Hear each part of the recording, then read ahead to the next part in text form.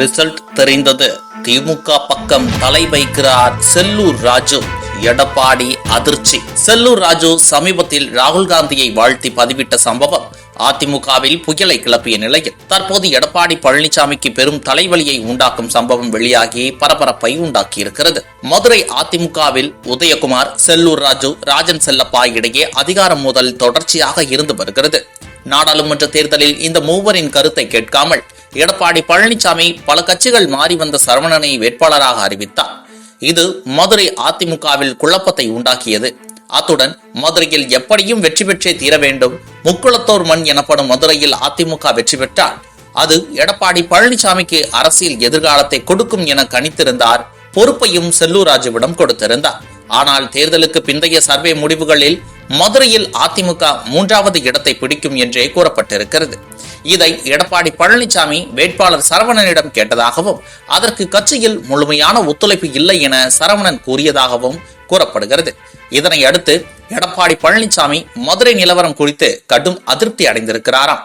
ஏற்கனவே சென்னையில் நடந்த கூட்டத்தில் தேர்தல் முடிவுகள் குறித்து ஆலோசனை நடத்தியது ஊடகங்களில் மிகப்பெரிய செய்தியாக மாறிய நிலையில் இந்த விஷயங்கள் ரகசியமாக வைக்கப்பட்டிருந்திருக்கிறது. எடப்பாடி பழனிசாமி தரப்பில் செல்லூர் ராஜுவிற்கு விழுந்த டோஸ் காரணமாகவே செல்லூர் ராஜு ராகுல் காந்தி வீடியோவை பகிர்ந்து பெரிய அளவில் எடப்பாடி பழனிசாமிக்கு எதிராக தேசிய அளவில் விவாதத்தை உண்டாக்கி விட்டாராம்.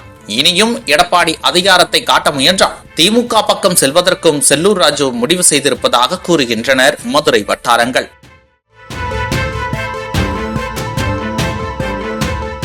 உங்க கேள்வியே தப்பு. முதல்ல பிரதமர் என்ன சொல்லியிருந்தாரு, ஒரிசாவில் இருந்த அந்த சாவி காணாம், அந்த சாவியை அங்கே ஒரிசாவில் இருக்கிற அந்த அதிகாரியை மையமாக வச்சு தான் அவர் சொல்லியிருக்கிறார்.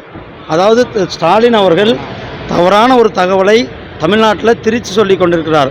நம்முடைய மாண்புமிகு பிரதமர் அவர்கள் பூரி கோயிலினுடைய சாவி தொலைந்து கிட்டத்தட்ட பல ஆண்டுகள் ஆகிறது. அந்த சாவியை கண்டுபிடிக்க முடியவில்லை. அந்த சாவி இன்றைக்கு ஒரிசாவை நிர்வகிக்கின்ற அந்த அதிகாரி தான் குறித்து சொல்லியிருக்கிறாரே ஒழிய தமிழர்களை பற்றி அவர் எந்தையும் சொல்லலை.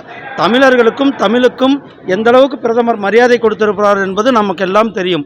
பிரதமர் அவர்கள் இன்றைக்கு திருக்குறளை உலகம் முழுவதும் எடுத்து செல்வதற்கு திருவள்ளுவரனுடைய கலாச்சார மையம் அமைக்கப்படும் என்று சொல்லியிருக்கிறார்கள்.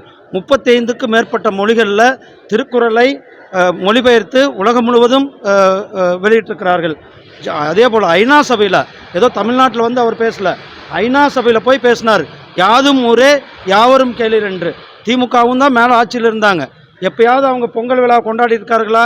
ஆனால் நம்மளுடைய பிரதமர் அவர்கள் 2 முறை டெல்லியில் தமிழர்கள் மத்தியில் பொங்கல் விழாவும் தமிழ் புத்தாண்டையும் கொண்டாடி தமிழுக்கு பெருமை சேர்த்து கொண்டிருப்பது நம்முடைய பிரதமர் திரு நரேந்திர மோடிஜி அவர்கள். அது மட்டுமல்ல, தமிழகத்திற்கு கடந்த 10 ஆண்டுகளில் 11 லட்சம் கோடி ரூபாய் தமிழகத்திற்காக, தமிழகத்தின் வளர்ச்சிக்காக, தமிழகத்தின் மேம்பாட்டிற்காக நிதி ஒதுக்கிறது நம்முடைய பிரதமர் அவர்கள். அதனால் ஸ்டாலின் அவர்கள், முதலமைச்சர் அவர்கள் தவறான தகவலை மக்கள் மத்தியில் திணிக்க வேண்டாம்.